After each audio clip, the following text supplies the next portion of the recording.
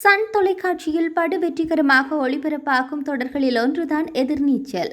திருச்செல்வம் அவர்களுடைய இயக்கத்தின் 4 பெண்களின் வாழ்க்கை பயணத்தை மையமாக கொண்டு இந்த தொடர் ஒளிபரப்பாகி வருகிறது. இந்த தொடரில் நந்தினி என்ற கதாபாத்திரம் நடித்து மக்களின் பேராதரவை பெற்றவர்தான் நடிகை ஹரிப்பிரியா.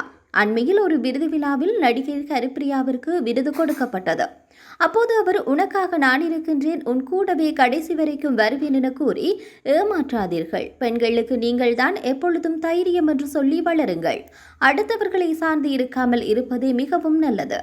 என்னுடைய வாழ்க்கையில் நிறைய ஏமாற்றங்களை சந்தித்தாலும் ஓடிக்கொண்டிருக்கின்றேன், அதற்கு என் மகன் தான் காரணம்.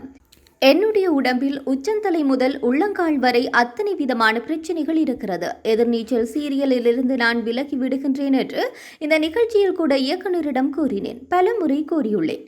ஆனால் சிலருடைய அன்பு நம்மை மீண்டும் எழுந்து ஓட வைத்து விடுகிறது.